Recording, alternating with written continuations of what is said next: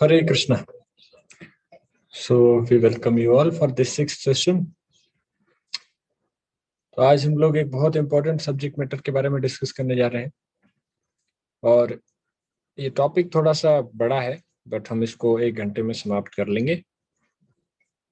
भगवद गीता का अभी तक हम लोगों ने 27वें श्लोक तक चर्चा किया है फर्स्ट चैप्टर से, और रेगुलर जो लोग अटेंड कर रहे हैं उन लोग को पता चल रहा होगा कि किस सीक्वेंस में चल रहा है। सबसे पहला हम लोग मटेरियल वर्ल्ड के बारे में बात की, जो कि पॉलिटिक्स से रिलेटेड था। So material world means politics. The second topic we discussed that was about what are the different, like what was the secret of success for the Pandavas. And the third topic which we discussed that was the twist at battlefield. तो ऐसा क्या हुआ युद्ध के मैदान में, युद्ध भूमि में, कि अर्जुन सडनली वहां पर उसने अपना डिसीजन चेंज किया। और अभी हम जो चर्चा करने जा रहे हैं, so this is very very important topic, was Mahabharata justified. क्यों? क्योंकि बहुत लोगों के मन में एक क्वेश्चन आता है, बहुत लोग ये प्रश्न पूछते हैं कि इसकी क्या जरूरत थी महाभारत की। अच्छा खासा तो अर्जुन वहां पर युद्ध के लिए उसने ना कह दिया था, तो भगवान ने उसे भगवद गीता सुनाकर इस प्रकार से उसे उत्साहित या उसे उकसाया क्यों? उसे भगवद गीता सुनाकर, तो क्या भगवद गीता एक भड़काऊ ग्रंथ है? भगवद गीता एक हिंसक ग्रंथ है जो हमें हिंसा के लिए प्रेरित करती है? तो महाभारत क्या इतना उचित था? महाभारत के युद्ध की आवश्यकता थी जब अर्जुन ने कह दिया कि मुझे और युद्ध नहीं करना है? तो ये एक प्रश्न उठता है, कई बार लोग पूछते हैं, और जो अहिंसा के समर्थक होते हैं तब वहां पर तो इस प्रकार का प्रश्न उठना एक कॉमन सी बात है जब लोग यहाँ पर कहते हैं। So first chapter verse number 28।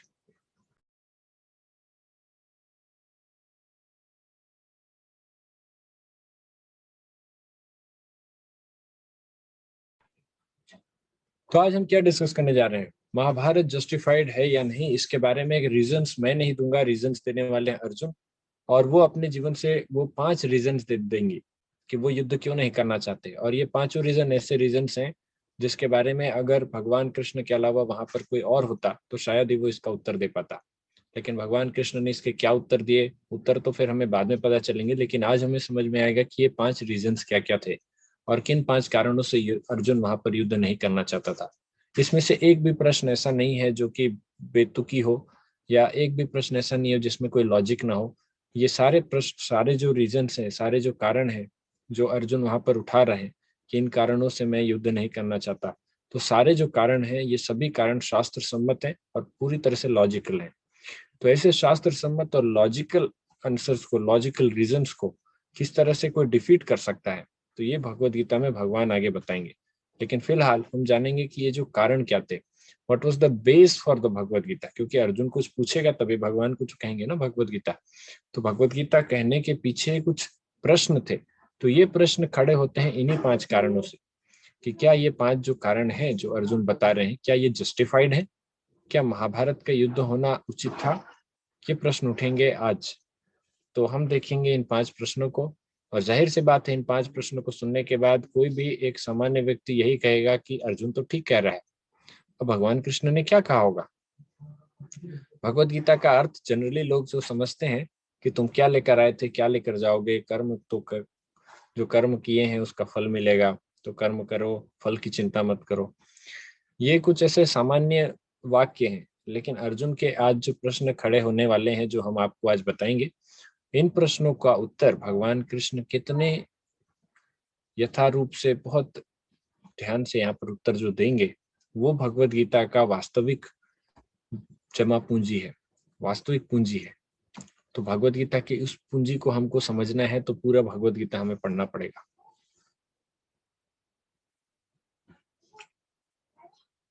तो मैं भी आपको शेयर कर रहा हूँ, तो इसमें हमको ज्यादा आसानी होगी।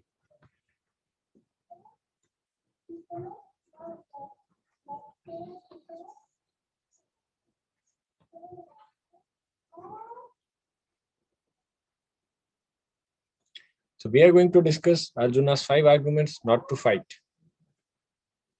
Was Mahabharata justified? We'll start with the prayers. Om Jnanatimirandhasya Jnananjana Shalakaya Chakshurunmilitam Yena Tasmai Shri Guruve Namah. Shri Chaitanya Manobishtam Sthapitam Yena Bhutale Swayam Rupa Kadamayam Dadati Swapadantikam. Vandeham Shri Guru Shri Utapadakamalam Shri Gurun Vaishnavamsya Shri Rupam Sagrajatam Sahagana Raghunathanvitam Tam Sajivam Sadvaitam Savadhutam Parijana Sahitam Krishna Chaitanya Devam Shri Radha Krishna Padan Sahagana Lalita Shri Vishakhanvitamsya. हे कृष्ण करुणा सिंधु दीन बंधु जगतपते गोपेश गोपिका कांत राधा कांत नमोस्तुते तप्त कांचन गौरांगी राधे वृंदावनेश्वरी वृषभानुसुते देवी प्रणमामि हरिप्रिये वाञ्छाकल्पतरुभ्यश्च कृपा सिन्धुभ्यैव च पतितानां पावनेभ्यो वैष्णवेभ्यो नमो नमः। जय श्री कृष्ण चैतन्य प्रभु नित्यानंद श्री अद्वैत गदाधर शिवासादि गौर भक्तवृंद। हरे Krishna Krishna Krishna Hare Hare Hare Ram Ram Ram Hare Hare. Hare Krishna. So beginning with this auspicious prayers of Mangalacharan based on the teachings of His Divine Grace Sri Bhaktivedanta Swami Prabhupada, founder Acharya of International Society for Krishna Consciousness, which you know as ISKCON. We are beginning the 6th session from verse 28 from first chapter.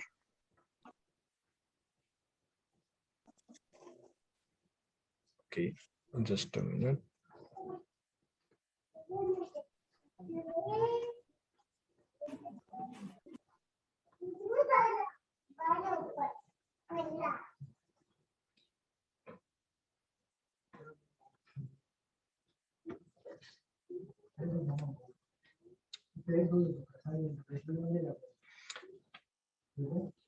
So I'll recite the first verse.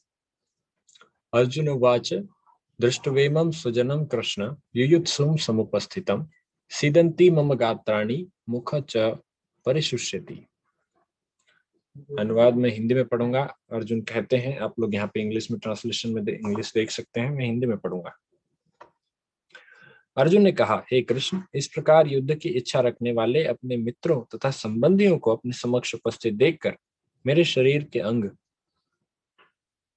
कांप रहे हैं और मेरा मुंह सूखा जा रहा है। तो ये पहला जो हम आर्ग्यूमेंट अभी डिस्कस करने जा रहे हैं जो है कि compassion. So Arjun was compassionate about Kauravas. वो करुणा से भर गए थे कि युद्ध भूमि में इतने सारे लोग मारे जाएंगे तो मैं फिर इनके लिए मुझे सोचना चाहिए। तो इसीलिए इस करुणावस्था में अर्जुन का ये पहला रीजन था जिस कारण से वो युद्ध नहीं करना चाहते थे। तात्पर्य में प्रभुपाद जी बता रहे हैं कि जो मनुष्य भक्ति करता है उसमें सारे सद्गुण अपने आप उपस्थित रहते हैं, अपने आप आ जाते हैं। इसमें भी एक गुण है करुणा का। जो गुण सत्पुरुषों तथा देवताओं में पाए जाते हैं वही भक्तों में पाए जाते हैं। इसीलिए स्वजनों, मित्रों तथा संबंधियों को युद्ध भूमि में देखते ही अर्जुन उन सबों के लिए करुणा से अभिभूत हो गया जिन्होंने परस्पर युद्ध करने का निश्चय किया था। जहां तक उसके अपने सैनिकों का संबंध था वह उनके प्रति प्रारंभ से दयालु था, किंतु विपक्षी दल के सैनिकों की आसन्न मृत्यु को देखकर वह उन पर भी दया का अनुभव कर रहा था। तो जब मनुष्य इस प्रकार की दया की भावना से कब ग्रस्त हो सकता है? जब उसके अंदर इस प्रकार के अच्छे गुण हो। तो अर्जुन एक देवताओं के समान, सत्पुरुषों के समान भक्तों के गुण उनमें थे। और निश्चित बात है अर्जुन इतने बड़े भक्त थे तभी भगवान कृष्ण उन्हें भगवद गीता का ज्ञान दे रहे। परंतु इस दया के कारण उनके अंग कांपने लगे और उनका मुंह सूख गया। तो ये सबसे पहला कारण था। इसके अगले श्लोक में हम देखेंगे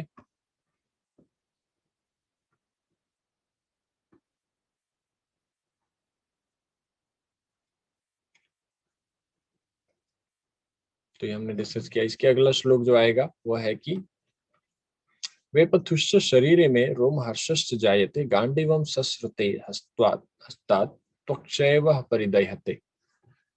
मेरा सारा शरीर कांप रहा है, मेरे रोंगटे खड़े हो रहे हैं, मेरा गांडीव धनुष मेरे हाथ से सरक रहा है और मेरी त्वचा जल रही है। तो अर्जुन का ये स्थिति बड़ा ही अजीब स्थिति है क्योंकि अर्जुन ने इससे पहले भी बहुत सारे युद्ध किए हैं तो इस युद्ध में अचानक से अर्जुन को इस प्रकार का भावना क्यों आ रहा है? क्योंकि इससे पहले तो विराट युद्ध भी हुआ, इससे पहले उन्होंने कई सारे राजाओं को हराया, राष्ट्रीय यज्ञ से पहले बहुत सारे युद्ध किए, लेकिन फिर अर्जुन यहाँ पर उसका मुंह सूख रहा है, उसके हाथ से गांडीव सरक रहा है। क्योंकि यहाँ पर एक तो ये है कि उनमें दूसरों के प्रति दया भावना आ रही है, क्योंकि वो जानते थे कि ये अंतिम युद्ध है, ये पूर्ण रूप से परिणाम परिणाम देने वाला युद्ध है, और इसमें कोई भी पक्ष अब यहाँ पर तो बचने की संभावना से नहीं आया है, या तो मरेंगे या जीत के जाएंगे। तो मृत्यु तो यहाँ पे अवश्यंभावी है। इससे पहले के जो युद्ध थे वो या तो धन प्राप्ति के लिए थे, या तो किसी राज्य को जीतने के लिए छोटे मोटे युद्ध थे, पर ये एक वर्ल्ड वॉर था जिसमें पूरे विश्व के सभी राजा महाराजा एकत्र हुए थे। तात्पर्य में भी बताया गया है कि अर्जुन के जो लक्षण है वे भौतिक भय अर्थात देहात्म बुद्धि के कारण, so all this symptoms are due to material conception of life. देहात्म बुद्धि के कारण अर्जुन में इस प्रकार के भय उत्पन्न हो रहे हैं। क्योंकि देखिए, ये शरीर जब तक, एक बहुत समझने वाली चीज है कि हमारा शरीर जो है, जब तक ये शरीर से हम आसक्त होते हैं तब तक हमारे मन में एक डर रहता है, चाहे वो फ्यूचर के लिए हो, चाहे फैमिली का हो, चाहे पर्सनल हेल्थ से रिलेटेड हो, किसी भी प्रकार का फियर हो। आज के समय में, कोरोना के समय में जब लोग इतना ज्यादा डर रहे हैं, तो क्यों डरते हैं? क्योंकि उन्हें लगता है कि मेरा शरीर, ये जो शरीर है इससे इतना ज्यादा आसक्त रहते हैं, इस आसक्ति के कारण ही उन्हें भय होता है। अगर मान लीजिए किसी ये समझ में आ जाए कि मैं शरीर नहीं, मैं आत्मा हूँ, सुनने के लिए तो हम भी जानते हैं, कहने के लिए हम भी जानते हैं, लेकिन ये साक्षात्कार जब हो जाए तब उसके लिए वो शरीर में अगर कोई सुख या दुख भी आता है तो उसे अनुभव ही नहीं होता। तो देहात्म बुद्धि के कारण अर्जुन इस प्रकार के लक्षणों को प्रकट कर रहे थे। और उनका विख्यात धनुष गांडीव उनके हाथ से सरक रहा था, जबकि ये बड़ा ही विकट परिस्थिति है। अगले श्लोक में वो कहते हैं, न च शक्नोम्यवस्थातुं भ्रमतीव च मे मनः निमित्तानि च पश्यामि विपरीतानि केशव। मैं यहाँ अब और अधिक खड़ा रहने में असमर्थ हूँ, मैं अपने को भूल रहा हूँ और मेरा सिर चकरा रहा है। हे कृष्ण, मुझे तो केवल अमंगल के कारण दिख रहे हैं। अर्जुन जैसा महारथी इस प्रकार की बातें कह रहा है कि मुझे कुछ समझ नहीं आ रहा है। तो बड़े आश्चर्य की बात है कि अर्जुन को कुछ समझ नहीं आना, अर्जुन अपने आप को भूल रहा है। तो ये सब चीज जो हो रहा है,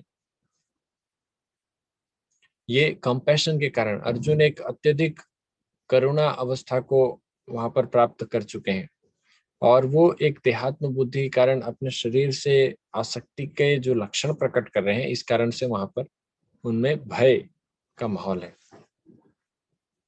इतना भय है कि वो सब कुछ भूल रहे हैं, सिर चकरा रहा है, बहुत कष्ट में है।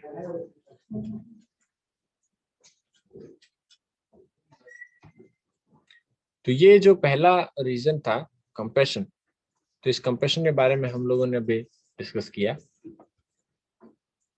That fear arises when a living entity misidentifies himself as the material body because of absorption in the external illusory energy of the Lord. When the living entity thus turns away from the Supreme Lord, he also forgets. आत्मा के रूप में भगवान कृष्ण से हमारा संबंध एक स्वामी और सेवक का है। हम अपने आप को भूल चुके हैं कि हम भगवान के सेवक हैं। इसीलिए इस संसार में वैसे तो सेवा करना आत्मा का या जीव का गुण धर्म है, जिस प्रकार से जलना आग का गुण धर्म है, बहना पानी का गुण धर्म है, तीखा लगना मिर्ची का गुण धर्म है। इसी प्रकार से आत्मा का गुण धर्म जो है वो है सेवा करना। और हम इस संसार में बिना सेवा किए रह नहीं सकते। या तो हम अपने परिवार वालों की सेवा कर रहे हैं, या तो हम कहीं नौकरी कर रहे हैं, या तो हम समाज की सेवा कर रहे हैं या देश की सेवा कर रहे हैं। अगर हम किसी की सेवा नहीं कर रहे हैं तो कम से कम हम अपनी स्वयं की, जो कुछ भी नहीं करता वो अपने इंद्रियों की, अपने मन की सेवा करता है। तो हम इस संसार में बिना सेवा किए नहीं रह सकते। परंतु हमको जानना होगा कि हम वास्तव में किसके सेवा के लिए योग्य हैं, किसके लिए बने हैं। हमारा जो उद्देश्य है, अस्तित्व है, किसकी सेवा के लिए? भगवान की सेवा के लिए। आत्मा का या जीव का गुणधर्म भगवान की सेवा करना है, और वो भगवान का शाश्वत सेवक है। लेकिन जब ये इस प्रकार की बातें भूल जाता है और जो सेवक है वो जब स्वामी बनने लगता है, जब मालिक बनने की इच्छा प्रकट करता है, तो जब जीव भगवान की तरह वो भगवान बनने की इच्छा जब उसमें प्रकट होती है, तब वो इस भौतिक संसार में आकर उसे यह नश्वर शरीर प्राप्त होता है, भौतिक देह प्राप्त होता है। सो ये थोड़ा टिपिकल है, हम इतना डिटेलिंग में जा रहे हैं, लेकिन आपको ये अगर डिफिकल्ट है तो हम इतना नहीं जाएंगे। बट कहा यह जा रहा है कि जब हमारे ये शरीर से जितना आसक्ति होगा उतना ज्यादा भय होगा, और शरीर से एवं शरीर के साथ और भी जो चीज जुड़े हैं उनके साथ जितनी आसक्ति होगी तो उतना ज्यादा भय होगा। अब आपको उदाहरण के तौर पर ही बताते हैं, तो ये जैसे फोन है मेरे पास, अब ये फोन किसका है? मेरा है। तो मैं अपने शरीर से आसक्त हूँ, साथ ही साथ इससे जो संबंधित चीजें हैं जैसे मोबाइल, इससे मैं आसक्त हूँ। मान लीजिए इस मोबाइल में पानी घुस जाता है, या इस ये नीचे गिरकर इसका स्क्रीन टूट जाता है, या फिर इसका बैटरी खराब हो जाता है, या ऐसा कुछ हो जाता है कि इस मोबाइल को अब मैं यूज ना कर सकूं, तो इससे मुझे कितना दर्द होगा, कितना कष्ट होगा। क्यों होगा? क्योंकि इसे मैं समझता हूँ कि ये मेरा है। अगर ये किसी और का होता, समझ लीजिए ये फोन आपका होता, ये फोन आपके पास होता, तो क्या मुझे ऐसी तकलीफ होती? आपके फोन में चाहे स्क्रीन टूटे, चाहे बैटरी जाए, चाहे आपका फोन खराब हो जाए या चोरी हो जाए, क्या मुझे इससे तकलीफ होगा? नहीं। उसी प्रकार से हम अपने से संबंधित जिन जिन चीजों को देखते हैं उनके साथ अगर कुछ गलत होता है तो हमें तकलीफ होता है, हमें भय होता है, हमें दुख लगता है। तो इसी प्रकार से अर्जुन क्योंकि अपने आप को शरीर समझकर वहां पर जितने लोग हैं सबके साथ अपना एक संबंध वो स्थापित करके, और उन्हें वो समझ रहे हैं कि ये मेरे से संबंधित हैं, और ये मृत्यु को प्राप्त हो जाएंगे तो मुझे दुख होगा। इस प्रकार की भावना से युक्त होने के कारण अर्जुन बहुत ज्यादा करुणा का भावना फील महसूस कर रहे हैं।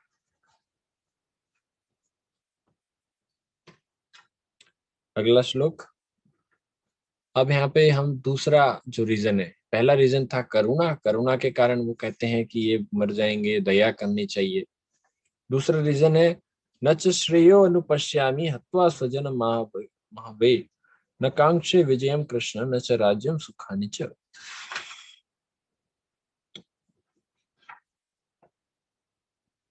वो कहते हैं कि हे कृष्ण, इस युद्ध में अपने ही स्वजनों का वध करने से न तो मुझे कोई अच्छाई दिखती है, और न मैं उससे किसी प्रकार की विजय, राज्य या सुख की इच्छा रखता हूँ।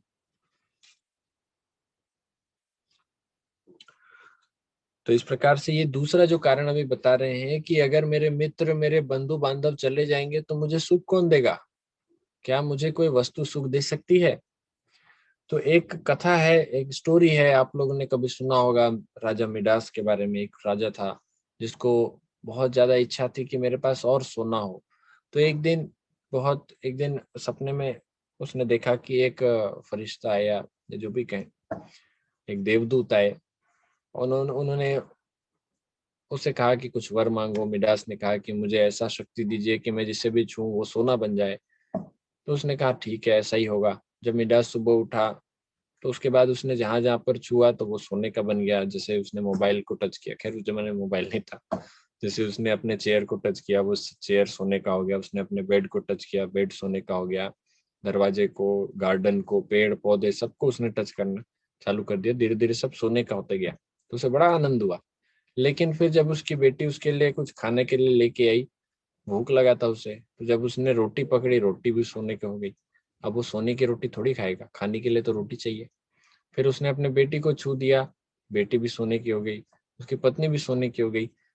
तो व्यक्ति को वस्तु से सुख प्राप्त नहीं होता। जो भौतिक सुख भी हम प्राप्त करना चाहते हैं, तो वो हमें जो सुख है वो हमारे रिश्तेदारों से, सगे संबंधियों से प्राप्त होता है ना, जो भौतिक सुख भी है। अगर मान लीजिए आपको बहुत बड़ा पार्टी मिला, बहुत पैसे हैं आपके पास, आप पार्टी करना चाहते हैं, और पार्टी में आप अकेले व्यक्ति हैं, क्या आपको अच्छा लगेगा? पार्टी क्या होता है? जब जब बहुत सारे लोग आए, इकट्ठा हो, भले वहां पर ज्यादा आपने इन्वेस्ट ना किया हो, ज्यादा आपने खर्च नहीं किया, लेकिन फिर भी पार्टी मीन्स गैदरिंग। जैसे कॉलेजेस में स्टूडेंट्स करते हैं, वो नाइट आउट करेंगे, पैसे नहीं होंगे लेकिन फिर भी नाइट आउट जाएंगे, वहां पर सब लोग गैदरिंग रहेंगे, कहीं पर किसी अ, खुले रोड में कहीं बैठे रहेंगे, ऐसी गपशप करेंगे। तो लोगों को साथ में रहना, लोगों को एक दूसरे के साथ में रह के जो सुख मिलता है वो वस्तुओं से नहीं प्राप्त होता, वो धन से प्राप्त नहीं होता। आप अकेले हैं, कितना भी धन कमाएंगे तो क्या करेंगे, किसे दिखाएंगे? देखने वाले भी होने चाहिए। हम नए कपड़े पहनते तो हम चाहते हैं कोई हमें देखे, अगर कोई देख ही नहीं रहा हो तो इसी प्रकार से अर्जुन भी कहता है कि ऐसा सुख क्या होगा, ऐसे सुख से क्या मिलेगा।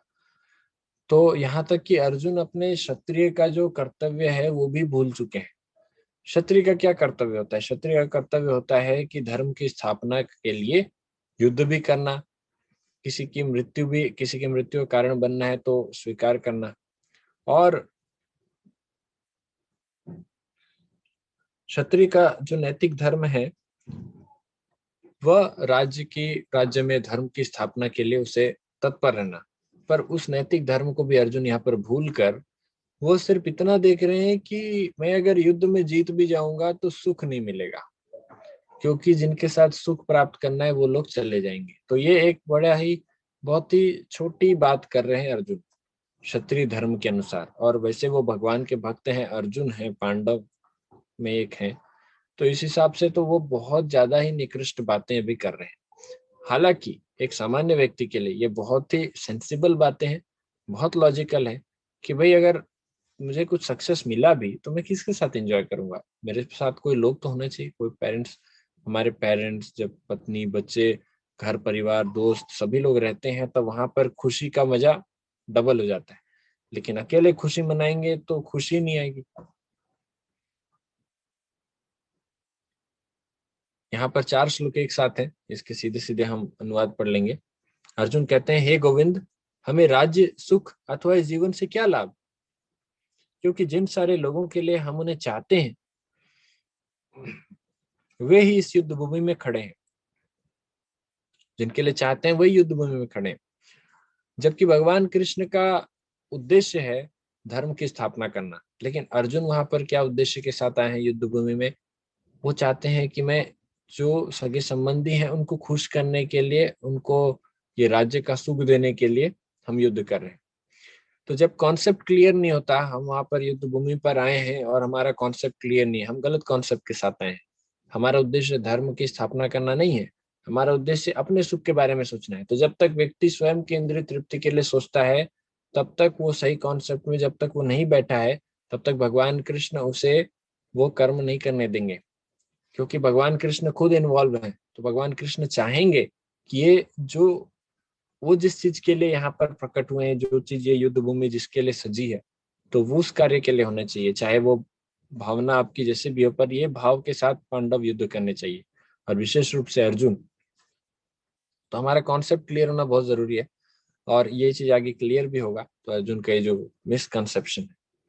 हे मधुसूदन, जब गुरुजन, पितृगण, पुत्रगण, पितामह, मामा, ससुर, पौत्रगण, साले तथा अन्य सारे संबंधी अपना अपना धन एवं प्राण देने के लिए तत्पर हैं और मेरे समक्ष खड़े हैं, तो फिर मैं इन सबको क्यों मारना चाहूंगा, भले ही वे मुझे क्यों न मार डाले। हे जीवों के पालक, मैं इन सबों से लड़ने को तैयार नहीं, भले ही बदले में मुझे तीनों लोग क्यों न मिलते हों। इस पृथ्वी की तो बात ही छोड़ दें, भला धृतराष्ट्र के पुत्रों को मारकर हमें कौन सी प्रसन्नता मिलेगी।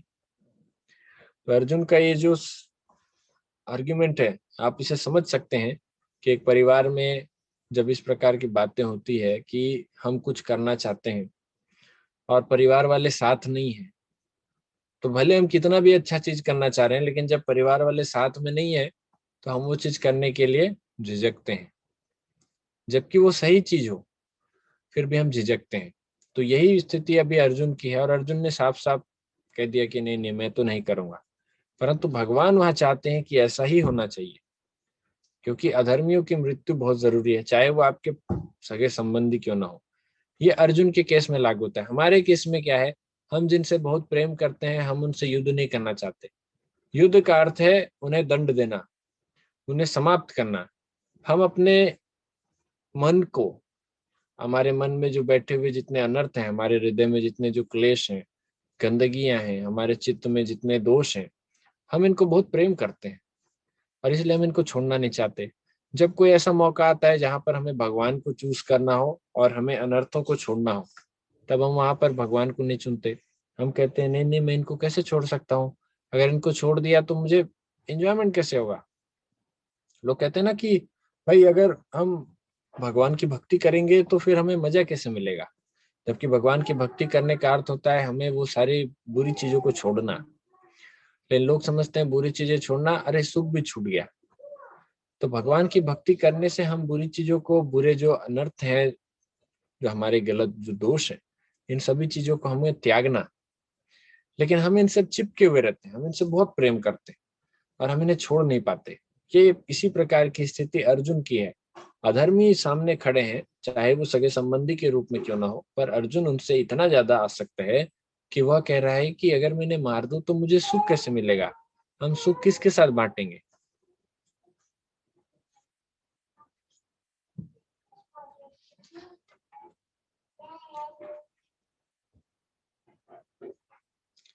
So materially everyone wants to satisfy his senses, but when one tries to satisfy the senses of Govinda without desiring to satisfy one's own senses, then by his grace all desires of living entity are satisfied. Example, as the stomach gets the food, the other body parts gets energy. तो ये बताया गया है कि जो भौतिक संसार में हर कोई अपने इंद्रियों को तुष्ट करना चाहता है, और न सिर्फ अपनी इंद्रियों को, बल्कि हमसे जुड़े जितने लोग हैं, जितनी चीजें हैं, उनकी इंद्रियों को है, हमसे जुड़े जितने परिवारजन हैं उनकी इंद्रियों को भी तुष्ट करना हमारी इंद्रिय तृप्ति हो जाती है। लेकिन हम ये नहीं जानते कि अगर हम जड़ में पानी डालेंगे तो पेड़ के हर हिस्से तक पानी अपने आप पहुंच जाएगी। उसी प्रकार से अगर हम गोविंद को, यस्मिन तुष्टे जगत तुष्टम, अगर हम भगवान को तुष्ट करेंगे तो सभी अपने आप संतुष्ट हो जाएंगे। चैतन्य चरितामृत में एक उदाहरण आता है जहां पर भगवान श्री चैतन्य महाप्रभु के साथ उनके सारे पार्षद जाते हैं गोदरुन द्वीप में कीर्तन करते हुए। गोदरुन द्वीप काफी दूर है, खैर ये कौन सी जगह है ये आप लोग को नहीं पता, बट मैं आपको बता रहा हूँ कि चलते चलते कीर्तन करते हुए वे करीब करीब 10 किलोमीटर तक जाते हैं। एक आम घाट नाम का जगह पर पहुंचते हैं, वहां पर सारे भक्त रिक्वेस्ट करते हैं, चैतन्य महाप्रभु हमें भूख लगी। चैतन्य महाप्रभु संतुष्ट रहते हैं उनके कीर्तन के द्वारा, उनके भक्ति से, और वे सारे भक्त बहुत मेहनत करके वहां तक रोज कीर्तन करते हुए आते थे। तो चैतन्य महाप्रभु ने वहां पास ही में एक आम का बीज टुकड़ा था, उस बीज को उन्होंने जमीन पर रोप दिया, और उनके रोपने के बाद ही तुरंत वहां से एक पेड़ निकलना चालू हुआ। एक छोटी सी कली निकली, उसके बाद वो थोड़ी बड़ी हुई, धीरे धीरे धीरे पेड़ बन गया, और पेड़ से आम के फल निकल आए, तुरंत पक भी गए। और पकने के बाद चैतन्य महाप्रभु ने कहा, ये तुरंत हुआ, ज्यादा समय नहीं लगा, 1 मिनट के अंदर में हो गया होगा। चैतन्य महाप्रभु ने कहा, अब आप एक एक फल लेकर आप लोग पा सकते हैं। और जब उन्होंने फल की तरफ देखा तो वो आश्चर्य में पड़ गए, क्योंकि उस फल में छिलका नहीं था। ये कैसा आम का फल है जिसमें छिलके ना हो और पके हुए। तो उन्होंने निकाला और फिर वो खाने लगे। खाते खाते उन्हें एक और आश्चर्य हुआ, उसमें बीज भी नहीं था। ये कैसा आम का फल है जिसमें छिलका नहीं, बीज नहीं। आजकल तो लोग बिना छिलके वाला, बिना गुठली वाला आम कहाँ मिलता है। लोग कहते हैं फ्रूटी में मिलता है, माजा में मिलता है, लेकिन वो रियल में आम का टुकड़ा, आम का फल वहां पर था। और ऐसा फल था कि एक एक भक्त ने एक एक खाया और सभी तृप्त हो गए। वो वृक्ष 1 साल बाद वहां से अदृश्य हो गया, पर वो जगह आज भी है। तो ये मैं कहना चाह रहा हूँ कि जब भगवान तुष्ट हो जाते हैं तो सभी अपने आप तुष्ट हो जाते हैं। इसका उदाहरण तो महाभारत में भी आता है, जब दुर्वासा मुनि आए थे पार्वती द्रौपदी के पास, और दुर्वासा मुनि अपने 60,000 शिष्यों के साथ द्रौपदी के पास आते हैं, जहां पर अक्षय पात्र खाली हो गया रहता है। और फिर वो द्रौपदी से कहते हैं कि हमें भूख लगी है, आप प्रसाद ग्रहण कराइए। ये सब जो दुर्योधन की एक चाल थी। तो फिर युधिष्ठिर महाराज दुर्वासा मुनि को भेजते हैं स्नान के लिए, और तब तक ये सोचते हैं कि कुछ करें। द्रौपदी भगवान कृष्ण को याद करती है, भगवान बचाइए, क्या करूं। भगवान कृष्ण तुरंत ही कहीं से प्रकट होकर आते हैं, बोलते हैं कि अरे द्रौपदी, कुछ खाने के लिए है क्या, मुझे भूख लगी। द्रौपदी अपना सर पीट लेती है, कहती है कि भगवान आपको बुला रही थी ताकि आप कुछ खाने का अरेंजमेंट करो। दुर्वासा मुनि जी आए हैं 60,000 शिष्यों के साथ, आप भी भूख लगी है, अब कहते हैं कहाँ से लाऊं। भगवान कहे अक्षय पात्र लाओ। द्रौपदी बोली वो तो मैंने धो दिया, आज खाली हो गया, आज निकलेगा भी नहीं। तो भगवान कृष्ण बोले अरे लेके तो आओ, मैं देखूंगा। द्रौपदी बोली लीजिए, उसने लाके अक्षय पात्र दे दिया। भगवान कृष्ण देखिए उसमें एक छोटा सा साग का टुकड़ा था, और पता नहीं वो गलती से कैसे आया, या तो भगवान कृष्ण ने प्रकट किया या वहां पर रहा होगा, गलती से बचा होगा, जो भी। पर बात ये नहीं है, बात ये है कि उस छोटा सा टुकड़ा लेकर जब भगवान कृष्ण ने लिया, साग का टुकड़ा लेकर, उसके बाद फिर उन्होंने एक डकार ली, और तृप्त हो गया। जैसे ही भगवान कृष्ण ने इस प्रकार की डकार ली, वहां पर नहाते हुए दुर्वासा मुनि और उनके 7,000 जो शिष्य थे, वो सभी बैठ पानी के अंदर ही डकार लेने लगे। और फिर सब कहने लगे कि गुरुजी हमारा पेट इतना भर गया, अब तो हम नहीं जा सकते, अब हम यहीं रहेंगे। दुर्वासा मुनि बोले अरे मेरा भी पेट भर गया है, अब क्या करें। तो उन्होंने बोला कि अभी वापस जाएंगे तो हमारा और एक गृहस्थ के घर में प्रसाद बना और हम नहीं लेंगे तो ये तो बड़ा अपमान हो जाएगा, और हमें उल्टा इसका अपराध लगेगा, तो चलो यहीं से भाग जाते। तो कोई वहीं पानी के अंदर डूब गया, कोई इधर गायब हो गया, कोई ऊपर चला गया, सब यहाँ मत बाहर भाग गए वहां से। तो ये बताता है कि जब भगवान कृष्ण संतुष्ट होता है तो सभी संतुष्ट हो जाते हैं। उदाहरण के तौर पर ये पेट का उदाहरण दिया गया है कि शरीर में पेट ऐसा जगह है जहां पर अगर आप प्रसाद या खाना डालें तो शरीर के सभी अवयवों को शक्ति मिलती है।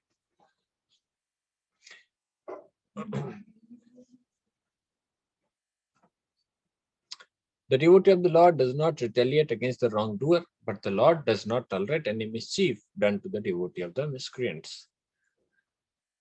तो भक्त जो है वो सदैव अधर्मी हो, अभक्त हो, कोई भी हो, उसे क्षमा कर देता है। भक्त का स्वभाव ही है अपने ऊपर जो भी कष्ट है उसको क्षमा कर देना।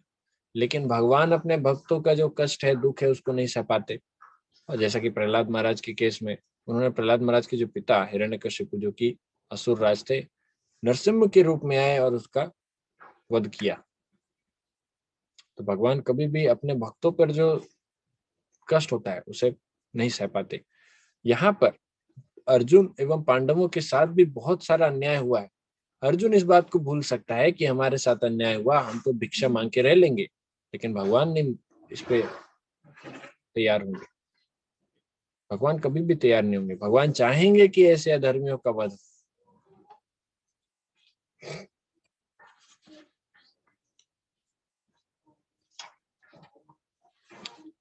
इसमें हम और रीजन आगे देखेंगे। हम यदि हम ऐसे आतताइयों का वध करते हैं तो हम पर पाप चढ़ेगा, अतः यह उचित नहीं होगा कि हम धृतराष्ट्र के पुत्रों तथा उनके मित्रों का वध करें। हे लक्ष्मीपति कृष्ण, इससे हमें क्या लाभ होगा, और अपने ही कुटुंबियों को मारकर हम किस प्रकार सुखी हो सकते हैं। अपने कुटुंबियों को मारकर हम सुखी कैसे हो सकते हैं। अर्जुन बार बार यही सोच रहा है कि हम कैसे सुखी हो सकते हैं, कैसे सुखी हो सकते हैं। इसीलिए युद्ध नहीं करना चाहिए, लेकिन सुख प्राप्त करने के लिए युद्ध नहीं कर रहा है अर्जुन। भगवान कृष्ण इस बात को उसे बताना चाहते थे, इसीलिए वो सही समय का इंतजार कर रहे थे कि कब अर्जुन कहेगा कि भगवान बताइए मुझे क्या करूं। लेकिन अर्जुन अभी इस प्रकार की बातें नहीं कर रहा है। अर्जुन तो अपने रीजंस दे रहा है। जब तक हम अपने रीजंस देते रहते हैं तब तक हमें गुरु कभी भी गाइडेंस नहीं करेंगे। जब हम अपने रीजंस देने के बाद गुरु से पूछेंगे, जब हम शरणागत होंगे कि अब आप बताइए मैं क्या करूं, तब वहां पर गुरु कुछ हमें बताएंगे। अभी तो अर्जुन सुनने के मूड में नहीं था। अभी तो उसने पूरी तरह से डिसीजन ले लिया है कि मुझे युद्ध नहीं करना है, और ये उसके दूसरे रीजन थे।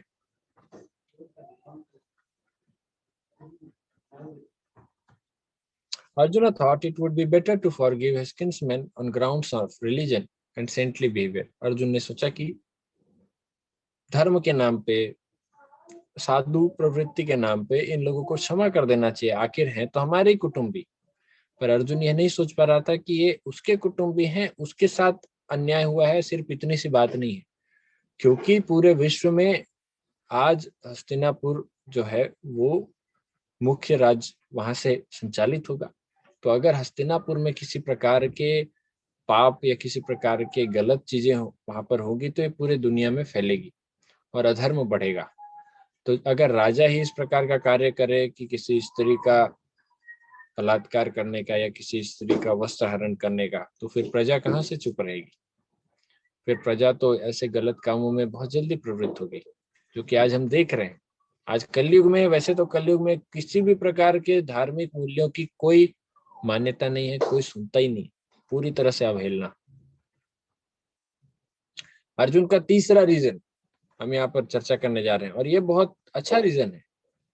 अर्जुन कहता है कि परिवार के नष्ट होने से कुल धीरे धीरे समाप्त होगा और धीरे धीरे फिर धर्म की हानि होगी। जिस बात को लेकर भगवान कृष्ण युद्ध कराना चाहते थे, उसी बात को लेकर अर्जुन यहाँ कह रहा है मैं युद्ध नहीं करूंगा। समझेंगे क्या कहते हैं अर्जुन। अर्जुन कहते हैं, हे जनार्दन, यद्यपि लोभ से अभिभूत चित्त वाले ये लोग अपने परिवार को मारने या अपने मित्रों से द्रोह करने में कोई दोष नहीं देखते, किंतु हम लोग जो परिवार के विनष्ट करने में अपराध देख सकते हैं, ऐसे पाप कर्मों में क्यों प्रवृत्त हो।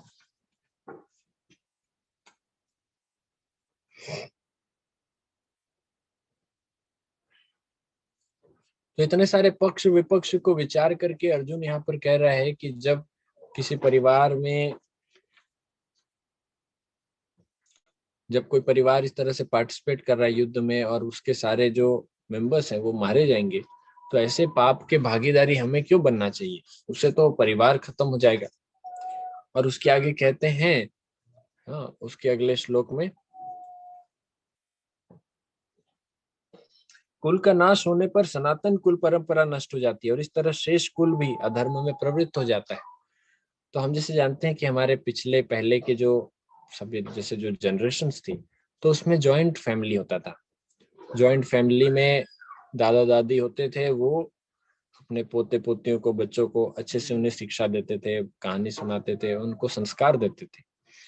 और उन्हें संस्कार देने के साथ साथ फिर जब माता पिता जब थोड़े बड़े हो जाएंगे तो उन तब तक ये अपने दादा दादी के संरक्षण में रहते थे। धीरे धीरे अभी सिंगल या फिर न्यूक्लियर फैमिली का कॉन्सेप्ट है, पर हम जिस समय की बात कर रहे हैं उस समय तो एक बड़ा जॉइंट फैमिली होता था। द्वापर युग की बात कर रहे हैं। और इस समय पे जब युद्ध में कोई पार्टिसिपेट करेगा और वहां पर कुछ लोग मारे जाएंगे, तो वो संस्कार को कौन आगे बढ़ाएगा। इस प्रकार का प्रश्न अर्जुन का है यहाँ पर कि वर्णाश्रम व्यवस्था में धार्मिक परंपराओं के अनेक नियम हैं, जहां पर परिवार के सदस्यों की सहायता से ठीक ठीक से आध्यात्मिक मूल्यों की उन्नति की जाती थी।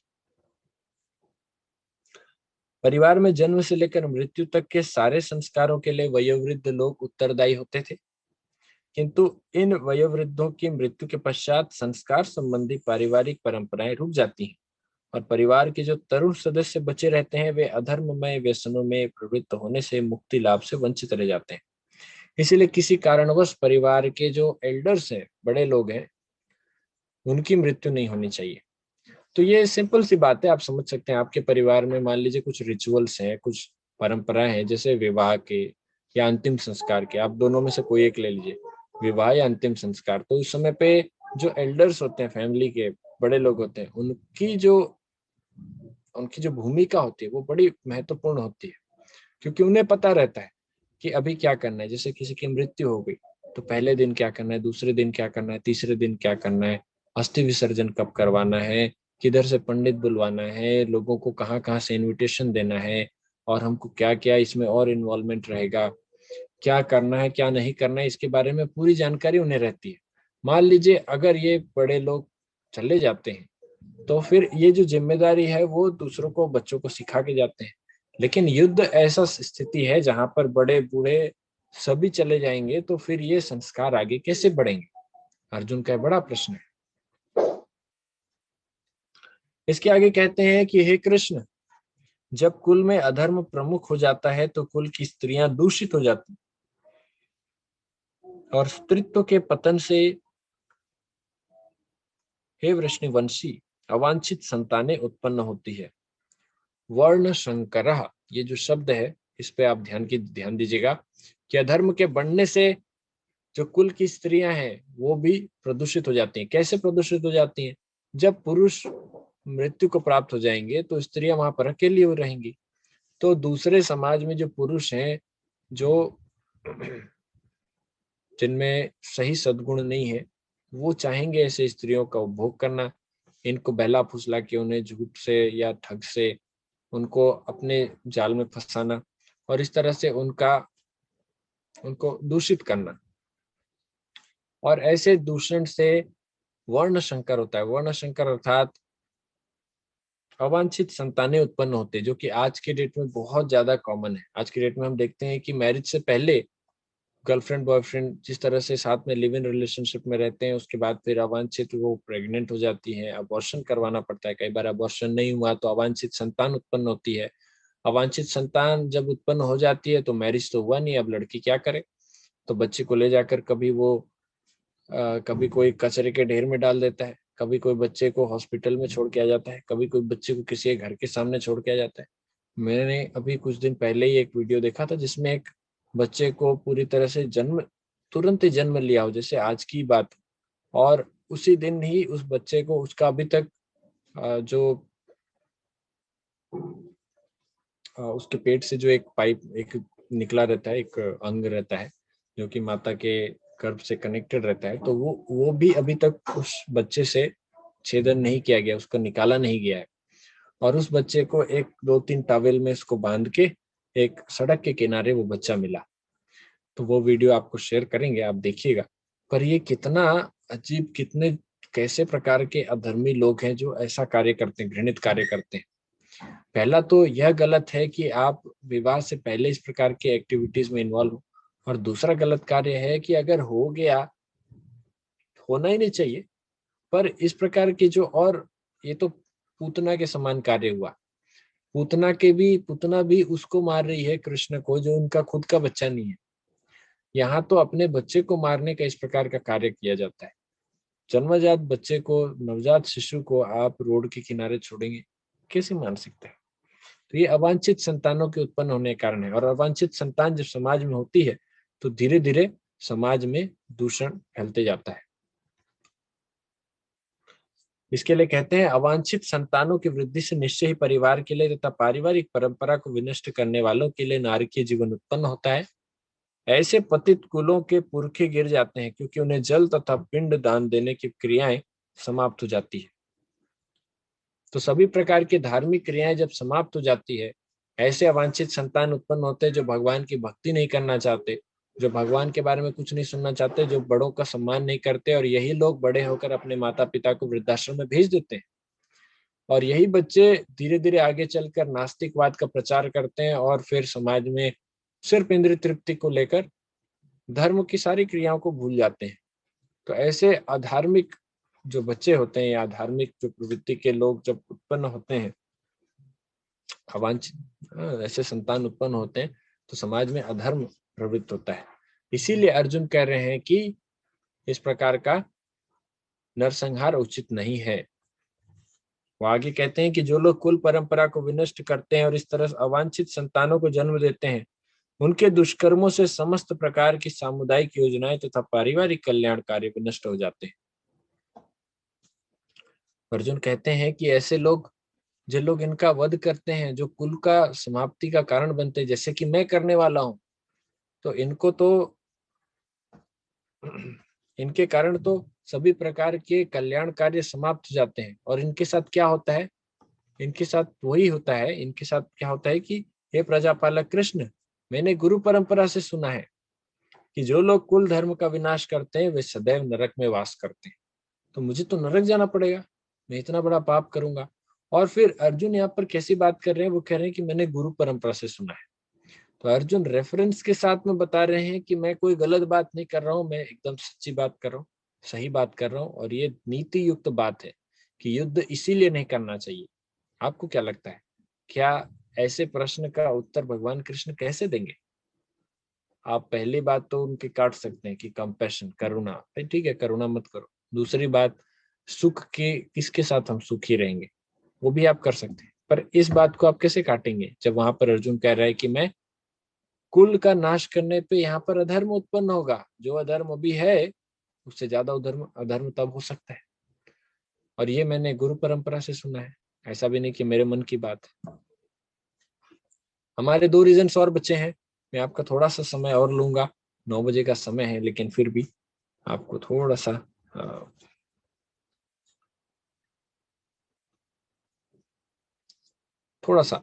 प्रतीक्षा करना पड़ेगा। हम पहुंच चुके चौथे रीजन्स की ओर। ये 44वां श्लोक है। आप इसका अनुवाद देखते जाइएगा, मैं इसका अनुवाद हिंदी में पढ़ूंगा। तो यहाँ पर 44वां श्लोक है कि पाप कर्म के जो पाप कर्म के फल से उठने वाला भय, तो ये अर्जुन को भी सता रहा है कि मैं नरक में चला जाऊंगा, मैं इतना पाप करूंगा, मुझे कैसे करूं, मैं कैसे अपने जीवन को बचाऊंगा, सिर्फ इसीलिए कि मैं कुछ राज्य प्राप्त करना चाहता हूँ, इसके लिए मैं इतना बड़ा पाप क्यों करूं। ओह, अनुवाद में कहा गया है, ओह कितने आश्चर्य की बात है कि हम सब जघन्य पाप कर्म करने के लिए उद्यत हो रहे हैं। राज्य सुख भोगने की इच्छा से प्रेरित होकर हम अपने ही संबंधियों को मारने पर तुले हैं।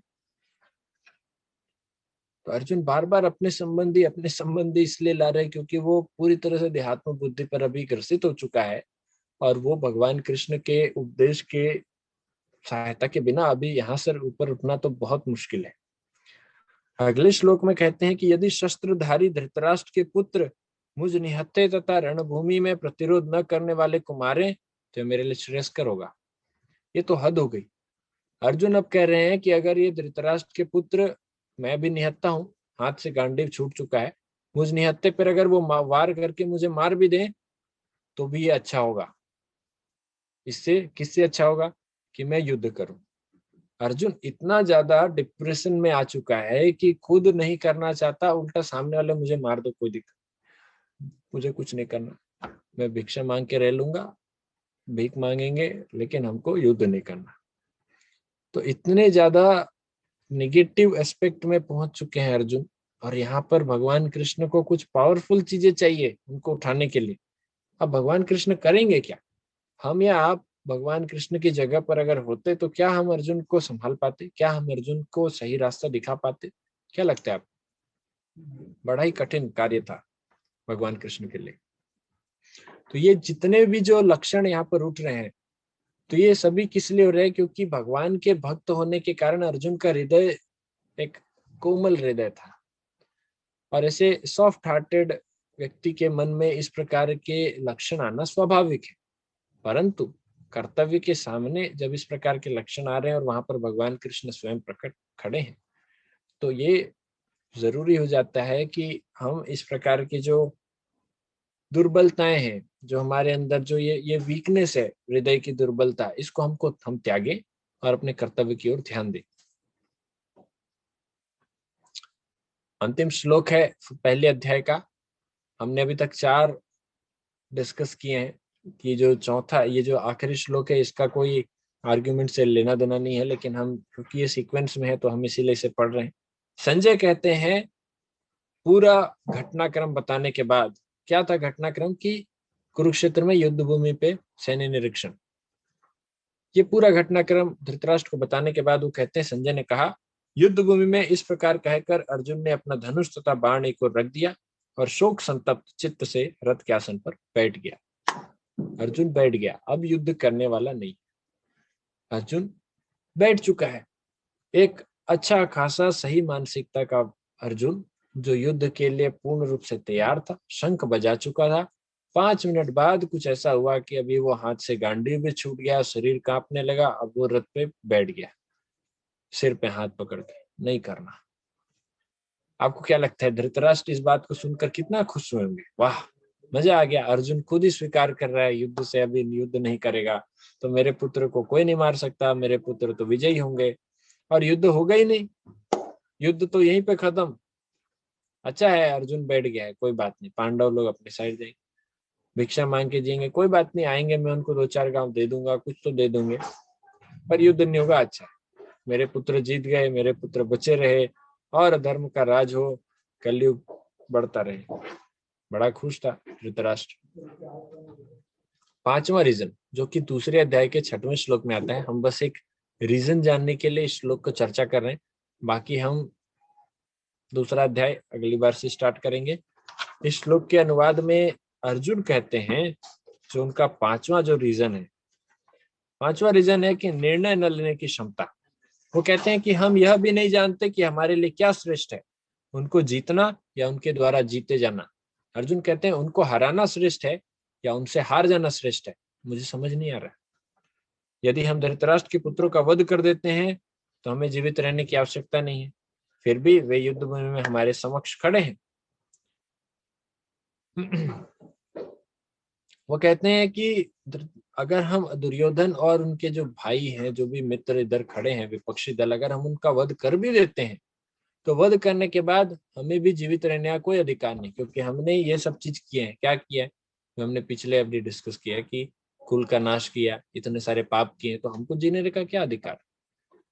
हमको कोई अधिकार नहीं। और अभी ये हमारे सामने खड़े हैं, फिर भी ये हमारे सामने खड़े हैं, तो क्या करें? मुझे कुछ समझ नहीं आ रहा है। ये हुए 5 रीजंस। इन 5 रीजंस के कारण, अब यहाँ तो अर्जुन ये भी कहता है मुझे भिक्षा मांगना है, मुझे कुछ नहीं चाहिए। अर्जुन पूर्ण रूप से मोक्ष के लिए वो एक योग्य व्यक्ति है मोक्ष प्राप्ति के लिए, क्योंकि उसे कुछ नहीं चाहिए। लेकिन फिर भी कर्तव्य पालन की यहाँ पर बहुत महत्वपूर्ण भूमिका बताई जाएगी अगले अध्याय में।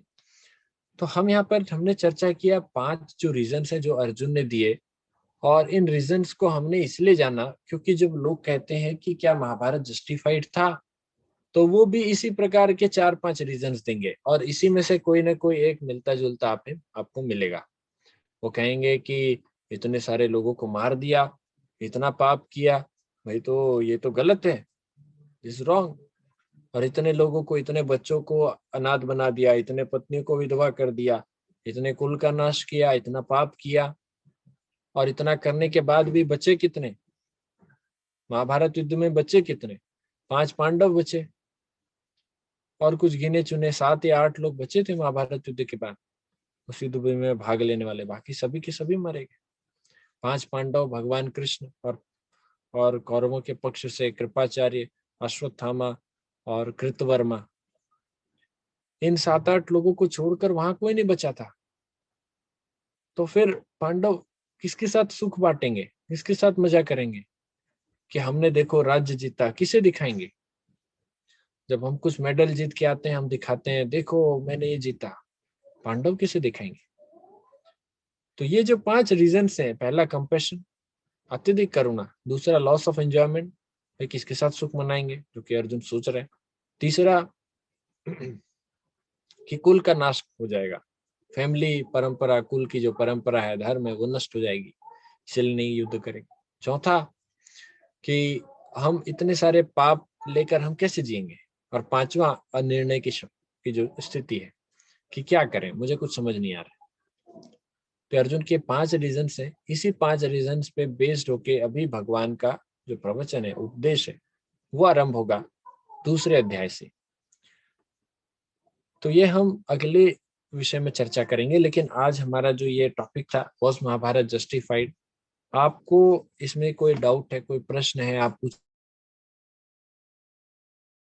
ज्यादा समय ले लिया, क्षमा चाहते हैं। आप इसमें कोई प्रश्न है आप पूछ सकते हैं, कमेंट बॉक्स में डाल सकते हैं। और आप बताइए कि क्या ये 5 जो रीजंस थे, क्या आपको लगता है वैलिड है, या इसमें से कोई ऐसा रीजन है आपको क्या लगता है भगवान कृष्ण किस प्रकार से इसका उत्तर देंगे? क्या कह सकते हैं? मान लीजिए जैसे हम तीसरे जो रीजंस की बात कर रहे हैं कि कुल धर्म, कुल परंपरा नष्ट हो जाएगी, धर्म का नाश हो जाएगा, धर्म बढ़ जाएगा, क्योंकि धर्म की रक्षा करने वाले चले जाएंगे। आपको क्या लगता है भगवान कृष्ण इसका कैसा उत्तर देंगे आपके अनुसार? तो कोई प्रश्न है आप पूछ सकते हैं। हरे कृष्णा, बहुत बहुत धन्यवाद ज्वाइन करने के लिए। कोई प्रश्न आप पूछ सकते हैं। और पहला प्रश्न, क्या अधर्मियों को खत्म करने से बेहतर अधर्म को खत्म करना नहीं होता? तो बहुत सही प्रश्न है। परंतु अधर्म जो था इन्हीं अधर्मियों के साथ ही था। भगवान कृष्ण जब भी आते हैं इस भौतिक संसार में, जब भी इस धराधाम में आते हैं, वो कहते हैं यदा यदा ही धर्मस्य ग्लानिर्भवति भारत। जब जब धर्म की हानि होती है, अधर्म बढ़ता है, तब तब मैं आता हूँ। और भगवान क्या करते हैं? अधर्म को साफ करते हैं। कैसे साफ करते हैं? क्योंकि जैसे अधर्म है उसके कुछ रिप्रेजेंटेटिव है। अधर्म ऐसा नहीं कि समाज में कहीं पे वाटर वेपर या किसी ऐसे फॉर्म में है जहां पे हम जाएं और अधर्म को फेंक दें। अधर्म कहाँ पर है? अधर्म व्यक्ति की मानसिकता में है। और इस अधर्म की मानसिकता को प्रमुख रूप से जो नेतृत्व कर रहा था वो था दुर्योधन। भगवान कृष्ण ने इससे पहले जरासंध और कंस और इस प्रकार से अनेक आतताइयों का पहले ही वध करवा दिया था, पहले ही बहुत सारे असुरों को मार चुके थे। अब यहाँ पर एक बहुत बड़ा जमघट लगा था अधर्मियों का। कुछ अधर्मी पांडवों के पक्ष में थे, कुछ अधर्मी कौरवों के पक्ष में भी थे। ऐसा नहीं कि जितने लोग मारे गए, जितने पांडव के साथ थे, सभी धर्म के वाले थे। वो धर्म के साथ में खड़े थे, परंतु कई बार ऐसा होता है ना कि अपने अपने मोटिव से भी कुछ लोग युद्ध करने के लिए आते हैं, क्योंकि कौरवों के पक्ष में ये है तो हम उसका हमारा उसके साथ नहीं जमता, वो हमारा शत्रु है तो हम पांडवों के साथ जाएंगे। ऐसे भी कुछ लोग थे। पर भगवान तो सबको इकट्ठा करके जितना अधर्मियों का जो भी था सबको वध कराना चाहते थे, इसीलिए जो जिन्हें बचाना है उन्हें उन्होंने बचा लिया। तो ये एक तरीका है, जब आप व्यक्ति को, वो मानसिकता वाले लोग को ही खत्म कर देंगे तो आप अधर्म खत्म हो जाएगा। हाँ, कलयुग में ये बड़ा दिक्कत की बात है। कलयुग में हमारे मनुष्य के अंदर ही अधर्म है, मनुष्य के अंदर ही धर्म है, अच्छी और बुरी चीजें दोनों है। जबकि द्वापर युग में ऐसे रिप्रेजेंटेटिव थे कि पांडव जो थे वो मुख्यतः धर्म के प्रतीक हैं, कौरव जो थे वो अधर्म के प्रतीक हैं। तो भाई कौरव को हटा दो, अधर्म खत्म। लेकिन आज के समय में इसीलिए चैतन्य महाप्रभु आए। भगवान कृष्ण ने तो वध किया चक्र से, लेकिन चैतन्य महाप्रभु आए हरि नाम लेके। अगर चैतन्य महाप्रभु ये चक्र उठाकर आ जाते तो इस कलयुग में हम सभी को उन्हें मारना पड़ता, क्योंकि हम सभी के अंदर में गलत भी है और अच्छाई भी है। तो जो गलत है अगर वो व्यक्ति को मारने लग जाए तो फिर चैतन्य महाप्रभु को तो सबको मारना पड़ेगा कलयुग में। इस संसार में भी जितने भी लोग हैं, आप हम यहाँ जितने ज्वाइन किए हैं, जितने लोग नहीं ज्वाइन किए हैं, सभी को। लेकिन उन्होंने हरि नाम दिया, हरे कृष्ण महामंत्र, ताकि हमारे अंदर जो पूरी मानसिकता है वो खत्म कर सके। और भगवान कृष्ण अलग मोटिव से आए थे। सभी अवतारों का एक एक मोटिव होता है, भगवान कृष्ण के आने का एक प्रयोजन होता है, और उस प्रयोजन को वो किस रूप में पूरा करते हैं ये उनके ऊपर रहता है। ओके नीतीश, और कोई प्रश्न है?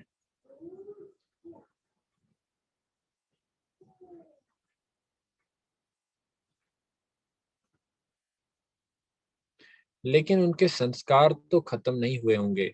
जब भी अधर्मियों का पुनर्जन्म होगा तब वो संस्कार उनके साथ फिर से जन्म लेगा और वो लोग फिर से अधर्म की तरफ ही अग्रसर होंगे। तो क्या उनके वध से वो अधर्म रूपी संस्कार भी खत्म हो जाएंगे? तो आपका कहना है कि जो बीज है वो तो बचा ही रहेगा। आपने तो पेड़ काट दिया, लेकिन पेड़ की जड़ें अभी भी है, तो वो जड़ तो वापस से फिर पेड़ बन सकती है। तो अच्छी बात है। इसीलिए तो भगवान कृष्ण चैतन्य महाप्रभु के रूप में इस कलयुग में आए हैं, क्योंकि अभी जितने जो असुर थे, चाहे वो सतयुग के, द्वापर युग के, त्रेता युग के, सारे असुर मरने के बाद किसी न किसी रूप में अपना अंश अगर छोड़ के गए हैं तो सभी कलयुग में मिलेंगे। और इस कलयुग में बहुत सारे असुर हैं, अलग अलग मानसिकता के। कोई लादेन बन गया, कोई कुछ बन गया। अब ये जो जितने असुर थे, तो इन असुरों का उद्धार करने के लिए भगवान श्री चैतन्य महाप्रभु आए, जिन्होंने हरे कृष्ण महामंत्र का प्रचार प्रसार किया। लेकिन इतने नास्तिक हैं हम भी, जो भारत में जन्म लेते हैं, किसी सनातन धर्म के घर में जिसका जन्म होता है, तो भी कितने ऐसे लोग होते हैं जो भगवान के नाम में रुचि नहीं रखते, वो भगवान पे विश्वास ही नहीं करते। यहाँ तक कि जो कॉलेज में जो स्टूडेंट्स हैं, चाहे इंजीनियरिंग कॉलेज हो, मेडिकल कॉलेज हो, उनको प्रूफ देना पड़ता है कि भाई भगवान होते हैं। हमको उनको साइंटिफिक प्रूफ देना पड़ता है कि भाई भगवान होते हैं। ये हालत है। तो हम उनसे भगवान के हरि नाम का क्या उम्मीद रखें? अगर वो भगवान का नाम जप करेंगे तो उनके अंदर जो बुरे प्रवृत्ति हैं वो समाप्त हो जाएंगे। और यही एक सॉल्यूशन है। मानसिकता जब सुधरेगी, चित्त जब मार्जन होगा, हमने ये चर्चा किया था चेतो दर्पण मार्जन, जब चित्त रूपी दर्पण का मार्जन होगा हरे कृष्ण महामंत्र के द्वारा, तब जाकर हम इन बुरी प्रवृत्ति से पूर्ण रूप से छुटकारा पा सकते हैं। ये तो हम पे निर्भर करता है। भगवान किसी पर भी थोपते नहीं है चीजें, क्योंकि भगवान हमसे बहुत प्रेम करते हैं। भगवान जबरदस्ती हम पे थोपते नहीं है कि तुमको ऐसा करना ही है। भगवान हमें फ्री विल देते हैं, भगवान हमें इच्छा देते हैं, स्वतंत्र इच्छा। और इस स्वतंत्र इच्छा से हम चूज करते हैं कि हमें भगवान की तरफ जाना है या अपोजिट जाना है। अगर भगवान हमें कंट्रोल करने लगते तो फिर हम तो रोबोट हो जाते, और एक रोबोट कभी भी प्रेम नहीं करता। तो भगवान चाहते हैं कि नहीं नहीं, मैं इसे स्वतंत्र इच्छा भी दूं, ये अगर मुझे रिजेक्ट करना चाहता है तो करे, कोई दिक्कत नहीं है, मैं इसे और दूसरे तरीके से इसे आकर्षित करूंगा। तो भगवान कृष्ण खुद आते हैं, पास टाइम्स करते हैं ताकि हम उनके तरफ आकर्षित हों। कथा देते हैं, भक्तों का संग देते हैं, हरिनाम देते हैं, कीर्तन देते हैं, महाप्रसाद देते हैं, किसी भी बहाने से भगवान की तरफ आकर्षित तो हो। तब जाकर आपका जो प्रश्न है कि ये जो बीज रूप में भी अधर्म है, ये सभी साफ हो जाएगा। लेकिन अगर हम ही नहीं चाहेंगे तो भगवान क्या करें? तो भगवान और दूसरा तरीका लगाते हैं। फिर भगवान जब कुछ भी नहीं होगा तो एट द एंड फिर कल के रूप में आएंगे भगवान, और कल के रूप में आके फिर सबको उनको मारना पड़ेगा। Why this session called Gita study challenge? तो हम एक्सपेक्ट करते हैं कि हम भगवत गीता को यहाँ पर टॉपिक वाइज कुछ कुछ श्लोक को लेकर हम उसको प्रेजेंट करें, ताकि आपके वो अंडरस्टैंडिंग के लिए अच्छा रहे कि कितने श्लोक क्या बताना चाह रहे हैं। पर हम आपसे एक्सपेक्ट करते हैं कि आप भगवत गीता अपने घर में जितना हमने कवर किया है, थोड़ा थोड़ा इस बहाने आप पढ़ें। एटलीस्ट आपके पास भगवत गीता है तो आप श्लोक बाय श्लोक रोज 5 मिनट 7 मिनट पढ़ें। और पढ़ते हुए, जैसे चैलेंज इसलिए क्योंकि हम क्विज रखते हैं, और क्विज संडे क्विज होता है, उसमें आप पार्टिसिपेट करते हैं, तो आपने कितना समझा कितना नहीं समझा ये आपको उससे समझ में आएगा। तो इसलिए हमने उसको गीता स्टडी भी हो रही है, साथ में आपका चैलेंज क्विज के साथ में भी हो रहा है। तो दोनों चीज आपको कितनी समझ में आ रही है क्या, ये चेक करने के लिए तो इसलिए ऐसा नाम रखा गया।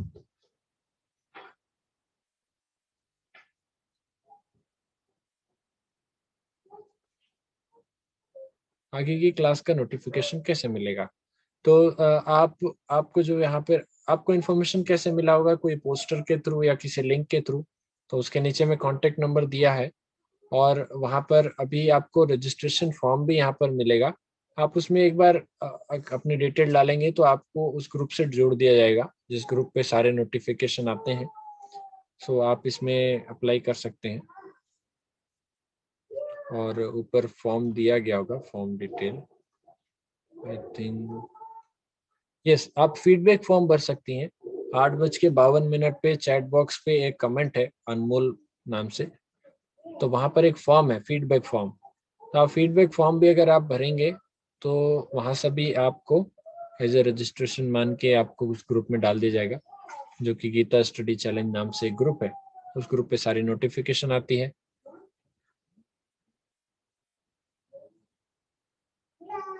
और कोई प्रश्न? हाँ, यहाँ पर आप देख सकते हैं अगला कमेंट में। सो मेरा रिक्वेस्ट है आप लोगों से, हम इन छोटे छोटे टॉपिक्स के थ्रू भगवद गीता को कवर करने का प्रयास कर रहे हैं, और जितना हो सके एक एक सिंपल लेवल पे आप लोग तक हम पहुंचाने का।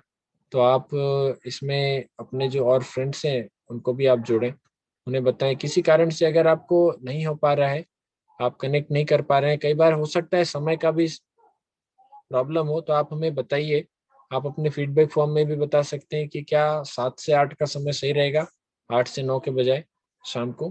तो अगर 7 से 8 का समय सही है तो हम 7 से 8 में करेंगे, अदरवाइज 8 से 9 ये है तो हम 9 का थोड़ा 9:15 तक चले जाते हैं। उसे कोशिश करता हूँ कि नहीं जाए। ओके, ये प्रश्न है कि in today's world when one hear Bhagavad Gita Shrimad Bhagavatam still people don't believe in existence of God easily, why? क्योंकि श्रद्धा नहीं है। हम भगवान पर विश्वास नहीं कर पाते हैं क्योंकि श्रद्धा नहीं। श्रद्धा के कारण ही हम भगवान पर विश्वास करते हैं। और जब हमारे में एक सुकृति, इसे भगवद गीता में एक सुकृति शब्द कहा गया है कि जब व्यक्ति कोई भगवत भक्ति संबंधी कुछ कार्य करता है तो उसे सुकृति प्राप्त होती है।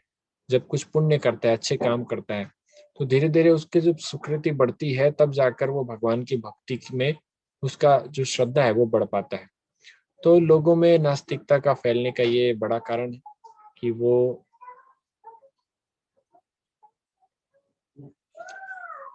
इस प्रकार से अच्छे कर्म में लिप्त नहीं होते या फिर भगवत भक्ति संबंधी क्रियाएं नहीं करते।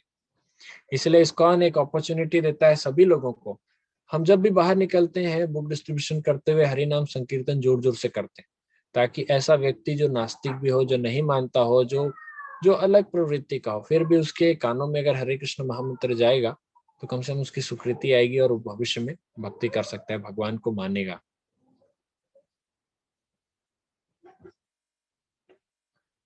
ओके,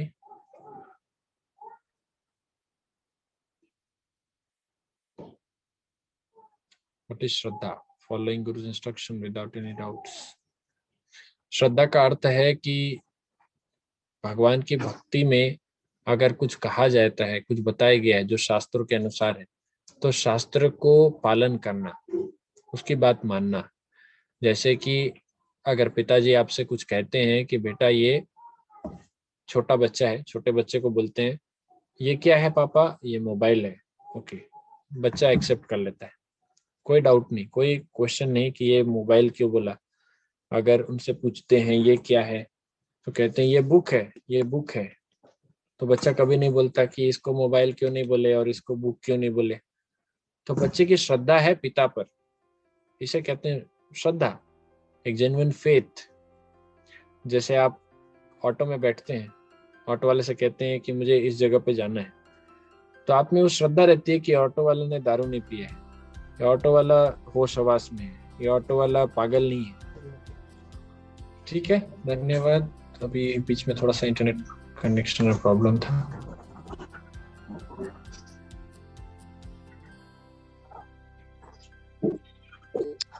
आप सभी का बहुत बहुत धन्यवाद। हरे कृष्णा बोल सकते हैं, फ्रेंड्स को भी सर्कुलेट कर सकते हैं। नेक्स्ट सेशन के लिए सेकंड चैप्टर स्टार्ट होगा, गीता का सार। हरे कृष्णा। श्रील प्रभुपाद की जय।